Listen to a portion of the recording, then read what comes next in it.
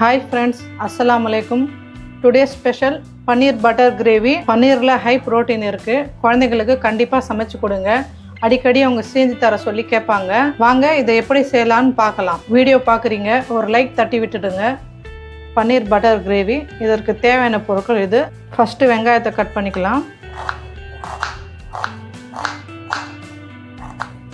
வெங்காயம் கட் பண்ணிவிட்டேன். வாங்க தக்காளியும் கட் பண்ணிக்கலாம்.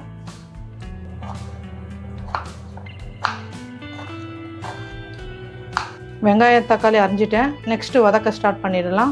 கொஞ்சமாக பட்டர், கொஞ்சமாக எண்ணெய் ஆட் பண்ணிக்கலாம். மீடியம் சைஸ் வெங்காயம் 8லேருந்து 9 வரைக்கும் கட் பண்ணி வச்சுருக்கேன், ஆட் பண்ணிக்கலாம். வெங்காயத்தை நல்லா வதக்கிக்கலாம். வெங்காயம் நல்லா வதங்க 1 ஸ்பூன் உப்பு, 2 லவங்கம், பட்டை, ஏலக்காய் ஆட் பண்ணிக்கலாம். 5 முந்திரி, 1 ஸ்பூன் ஜீரகம், 1 ஸ்பூன் சோம்பு இதையும் ஆட் பண்ணிக்கலாம். வெங்காயம் இந்த அளவுக்கு வதங்கினா போதும். மீடியம் சைஸ் தக்காளி 8 இதையும் ஆட் பண்ணிக்கலாம். 8 பேர் சாப்பிட்ற அளவுக்கு நான் இந்த கிரேவி செய்ய போகிறேன். இந்த அளவுக்கு நல்லா வதக்கிக்குங்க. நல்லா வதங்கிட்ட பிறகு நம்ம ஆற வச்சுட்டு மிக்சி ஜாரில் போட்டு அரைச்சிட்டு வந்துடலாம். நல்லா ஆறிடுச்சு. நல்லா ஃபைன் பேஸ்ட்டாக அரைச்சிட்டு வந்துடலாம்.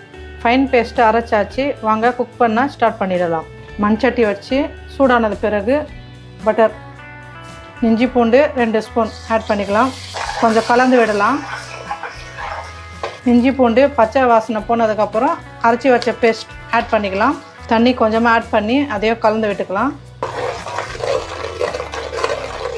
தேவையான அளவு உப்பு, 2 ஸ்பூன் மிளகாத்தூள், 2 ஸ்பூன் தனியாத்தூள், 2 ஸ்பூன் கரம் மசாலா நல்லா கலந்து விடலாம்.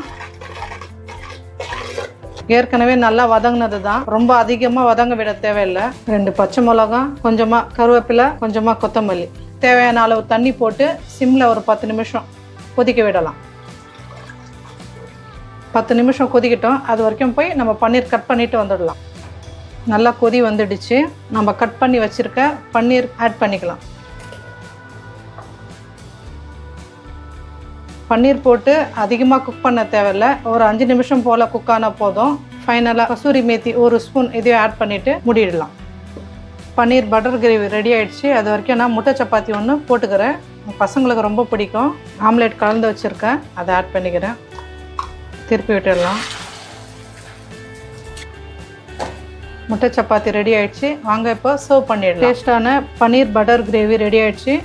இந்த கிரேவி குழந்தைங்களுக்கு ரொம்ப பிடிக்கும். இதில் ஹை ப்ரோட்டீன் இருக்குது. கண்டிப்பாக ட்ரை பண்ணி பாருங்கள். லைக் பண்ணுங்கள். டெய்லி சந்திக்கிறதுக்கு கண்டிப்பாக சப்ஸ்கிரைப் பண்ணி வச்சுக்கோங்க. வீடியோ பிடித்திருந்தால் கண்டிப்பாக ஷேர் பண்ணுங்கள். நெக்ஸ்ட் வீடியோவில் பார்க்கலாம். Bye friends.